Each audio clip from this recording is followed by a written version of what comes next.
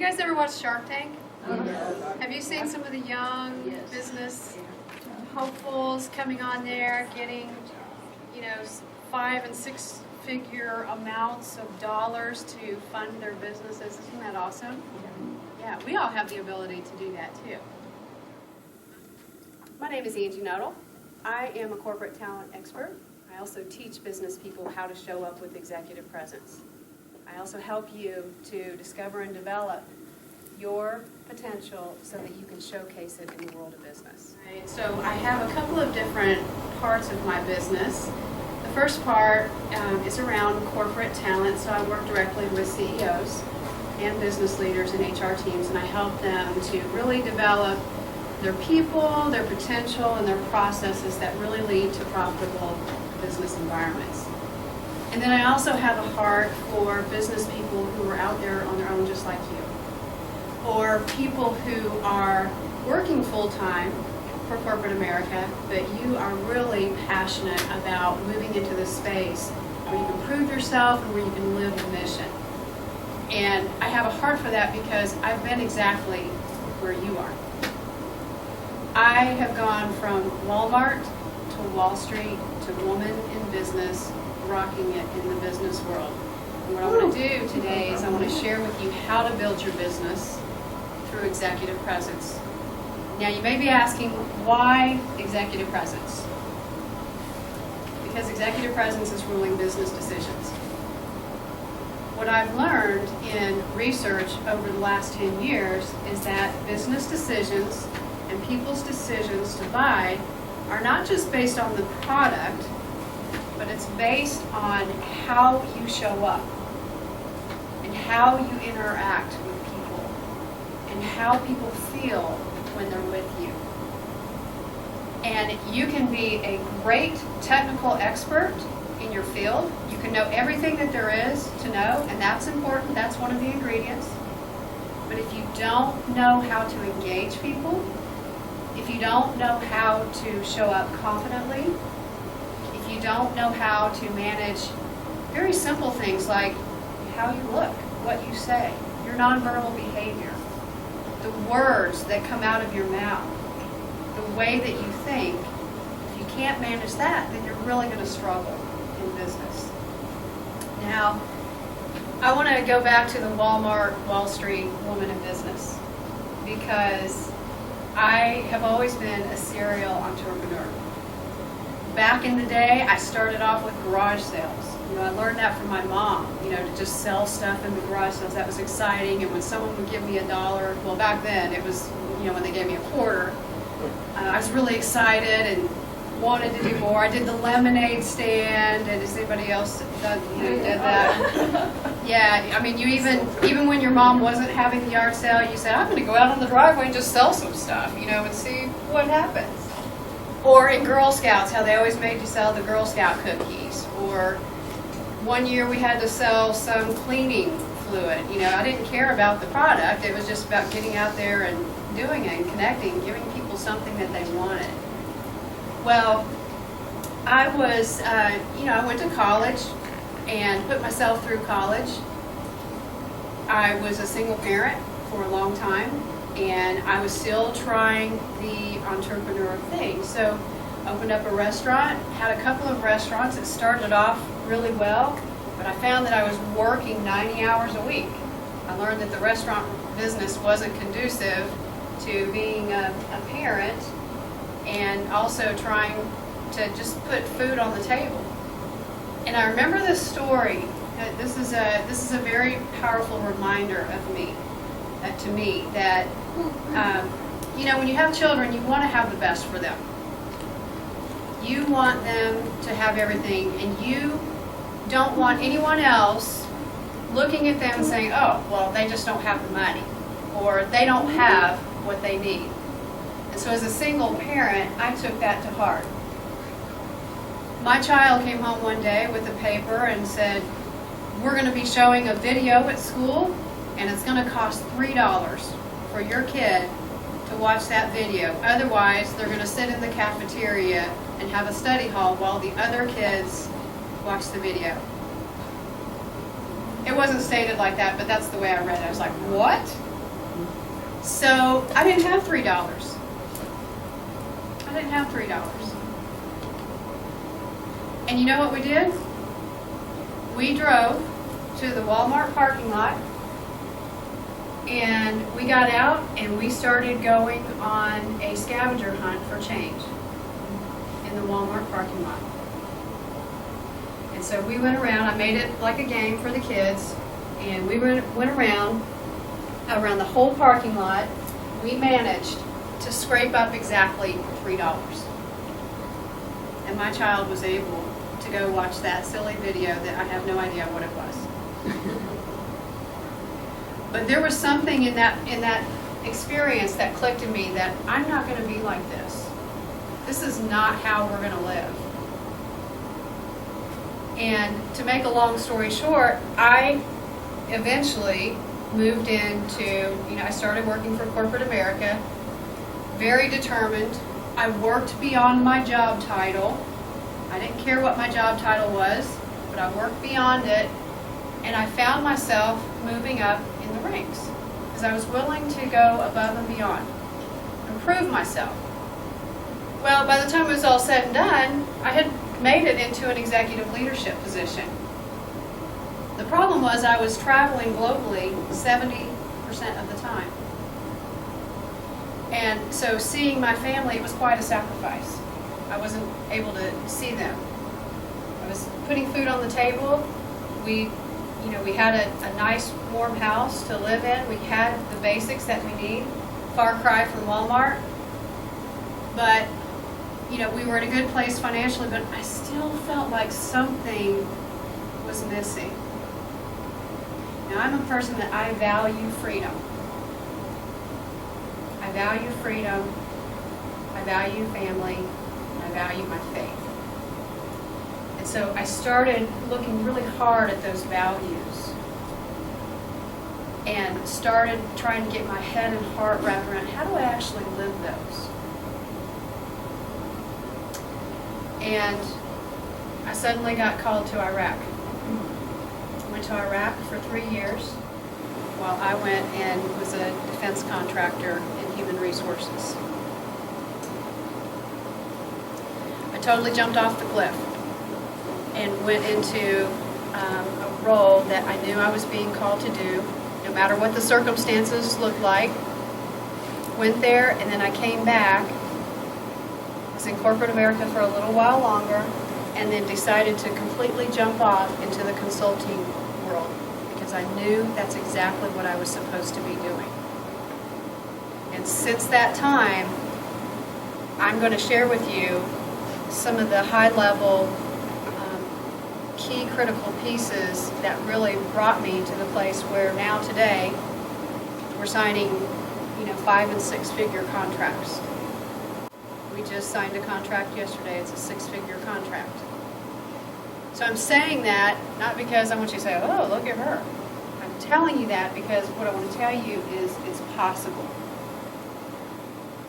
There are 3 things that you have to have. First of all, you have to understand what your true mission is. The second thing, you have to have the right mindset. And then the third thing is that you have to be able to use your mouth to let that mission and mindset come through so that your messaging meets people where they're at. I'm going to talk a little bit about that more shortly, but first of all, I want to ask you 3 very important questions, and I want you to think about this because I'm going to get you to share that with someone in the room in just a moment, okay? Here are the questions. Who are you? I mean, who are you? The second question is, what do you do?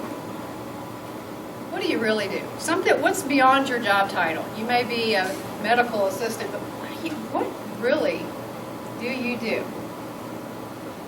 And what value do you bring? Because you know what? People are happy to meet you, but who are they thinking about? Themselves. They're thinking about, well, what can you do for me? And we have to meet people where they're at. I want to share with you the definition of executive presence because it's going to reveal something very important to you. What I've learned is that executive presence is the ability of an authentic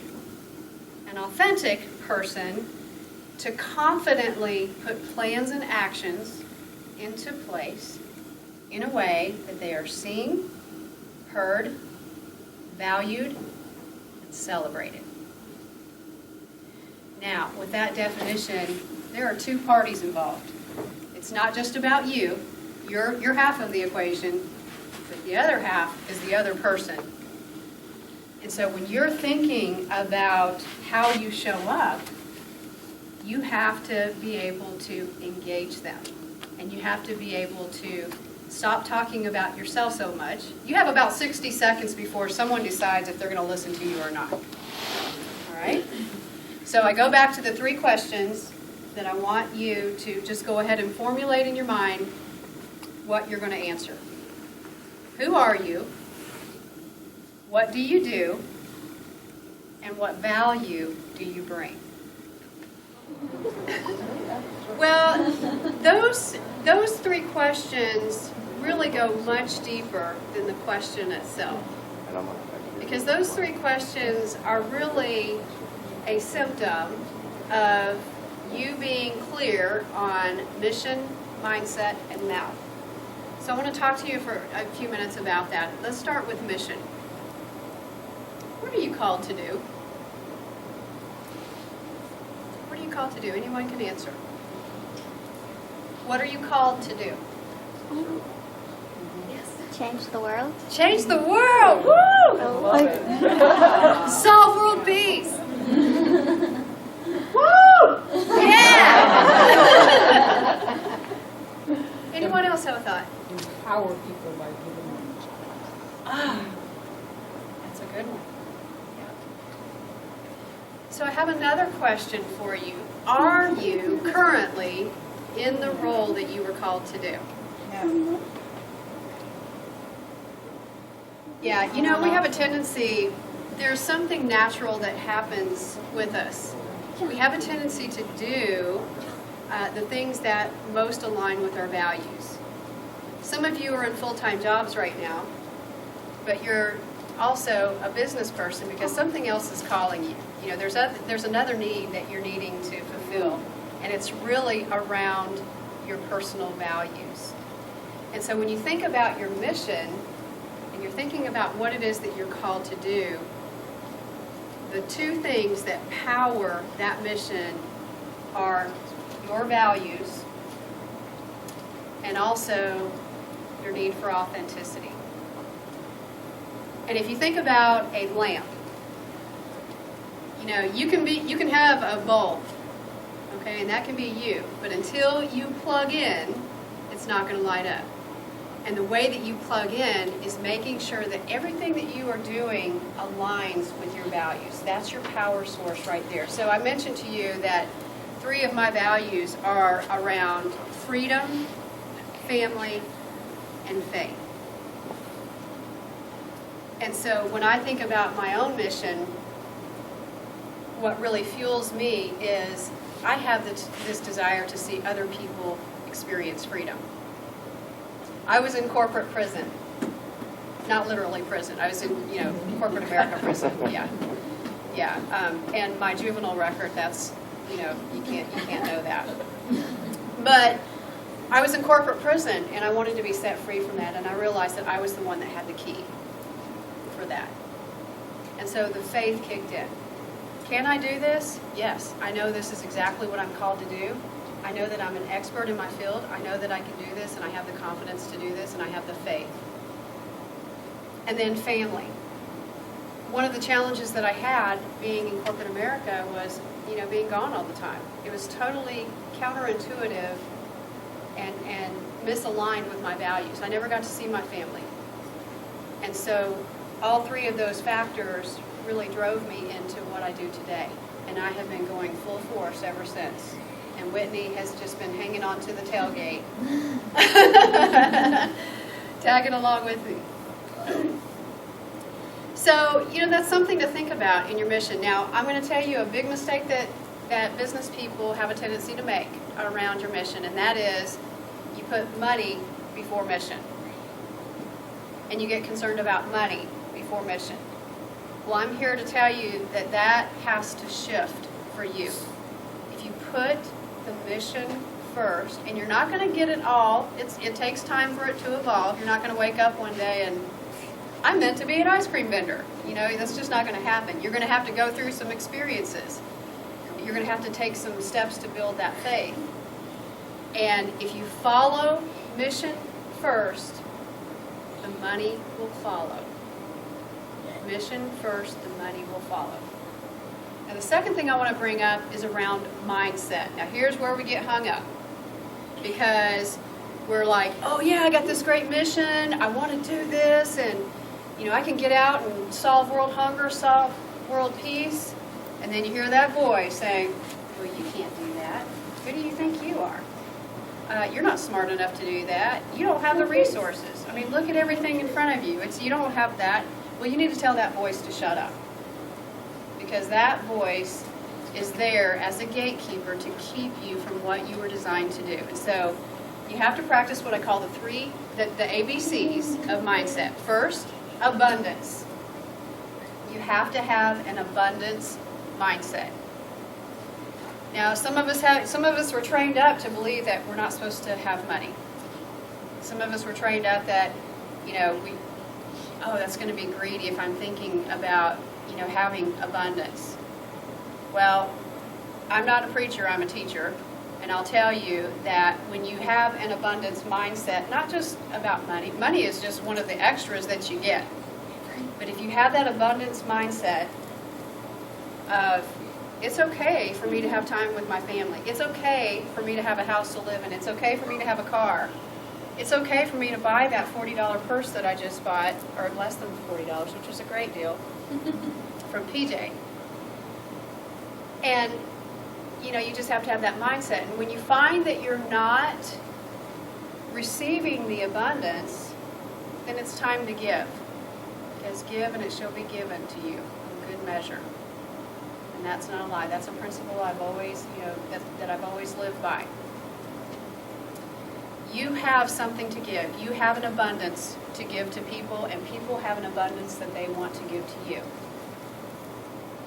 And once I get done talking, I knew I was coming here for a reason today. I didn't know what we were going to find today, but I knew I was here for a reason, and today is a day for me to give out of my abundance to you. So I'm going to give you a free copy of my book today and some goodies.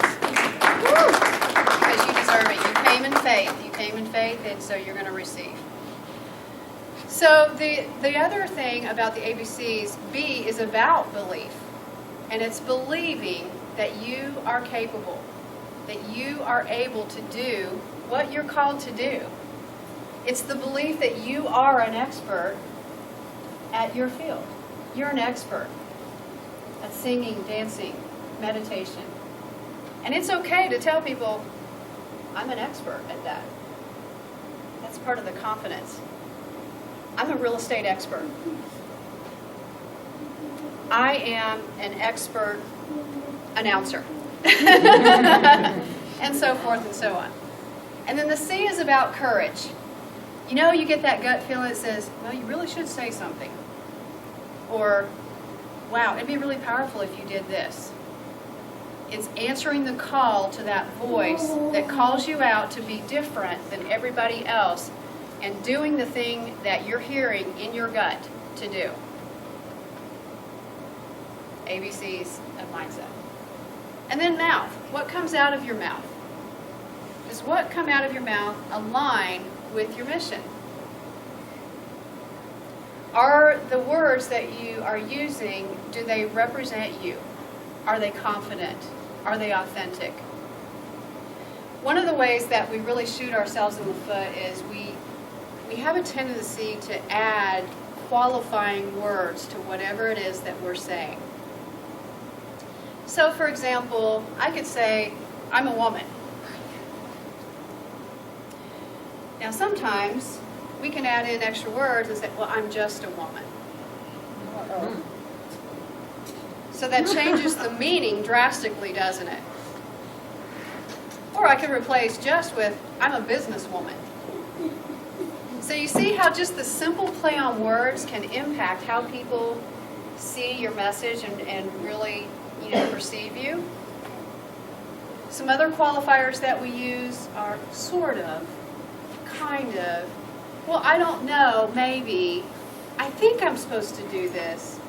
Well, when you use those qualifier words, it automatically diminishes what you're about. Now, you're an expert at what you do. So I'm going to give you a tool to help you to get rid of those qualifiers. I have many tools, actually, but I'm going to share this one with you. And it's called the qualifiers tool. And it's about stating your position. So here is the tool. My position on, let's say it could be the presidential election, your position on who should do the dishes at dinner, whatever. My position on this is this. I think, here's my position. My reason is this. An example is this. And that's why my position is this. So I'm going to call out this tool, and I'm going to ask someone to play the game with me. Who would like to play the qualifier game with me? And this is where courage steps in. Don't be afraid. It's a safe environment. We can run it. All right, let's say, what is your position on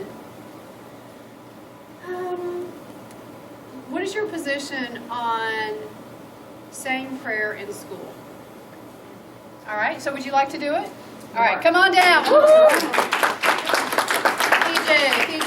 PJ with the purses. The purse expert. Personologist, very good. Okay. All right, so remember the formula is my position on prayer in school is this. Okay, I'll prompt you. So what's your position? My position on prayer in schools is that prayer begins at home and in schools. I think that children need to grow up believing what their parents do. So because of that, I believe, and this is only my belief, Qualifier.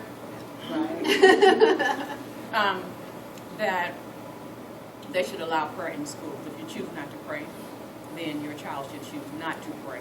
But I believe also that there are going to be more children that will choose to pray, not choose to pray. Okay, so now I'm going to use the tool saying what you just said, all right? My position is that prayer should be allowed in school as a choice. My reason for this is that prayer really begins at home, and if we teach them that at home and they think that they can't do that at school, that's going against our personal values.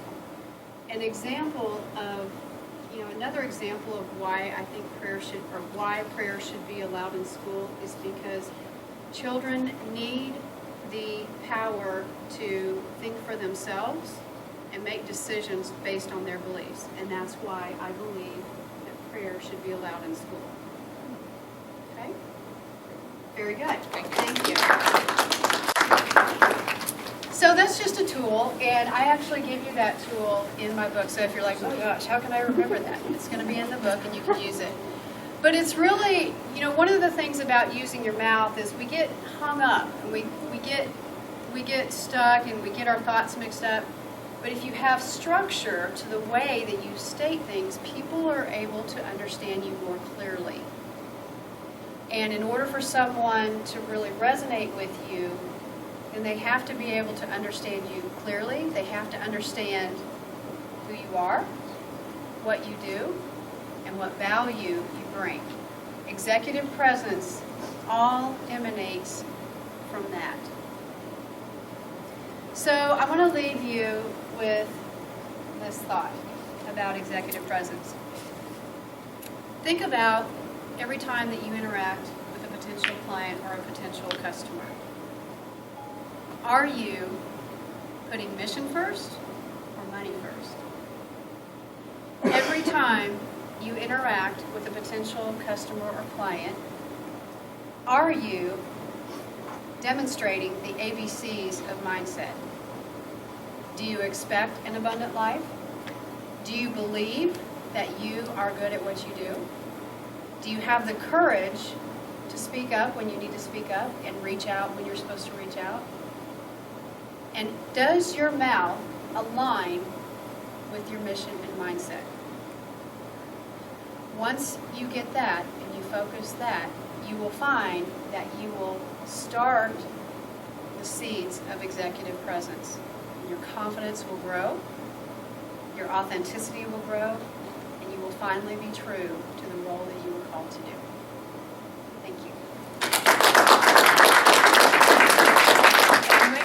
So I'm going to bring her back up here real quick. Are there any questions that you have for her? We're just going to do a real quick Q&A. Yes. I have one. When you started, you made a statement about who you are and what you bring. And the last thing that you said is not only to do all these things, but then to have them celebrate what you do. Could you repeat the first? The definition? Yeah. The definition of executive presence? Yes. It's really the ability of an authentic person to confidently put plans and actions into place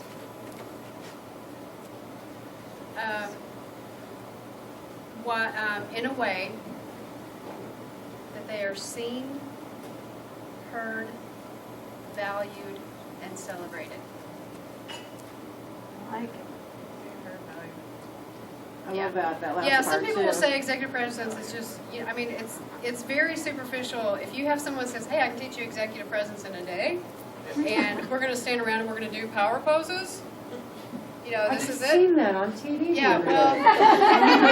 It doesn't work. it does not work. Cap No. just looked at me like, Well, and this really aligns with what Chad is going to be talking to you about. I mean, it's an inside-out job, and it manifests itself once you get the inside correct.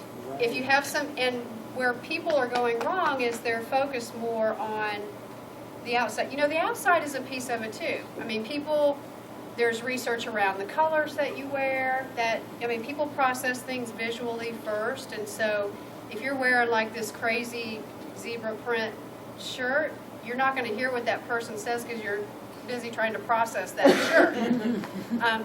So there's some brain science around that, but it really starts with those things that I talked about, and once you start developing those, then everything else starts to materialize. The way that you carry your body language. Your body language is based on your internal responses and what you believe, and the way that your brain is wired and programmed. And so if you have a lot of anxiety, I don't care what kind of dress you put on or suit you put on, that anxiety is going to come through like a big booger on your sleeve. So, bugger. yeah. Remember that. Everybody's checking their sleeves. Any other questions? I have one. How long have you been speaking? Because you are definitely authentic. Well, thank you. How long have you been speaking? About 20 years. Amen. Yeah, Okay. so, and when I say 20 years, I was in corporate America, so I was in learning and development, organizational development, so I've always done workshops and presentations, and as an executive leader, I've done a lot of presentations, so.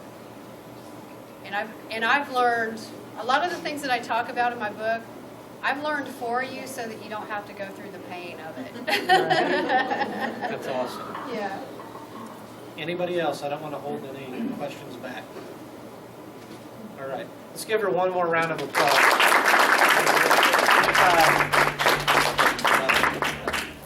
Okay.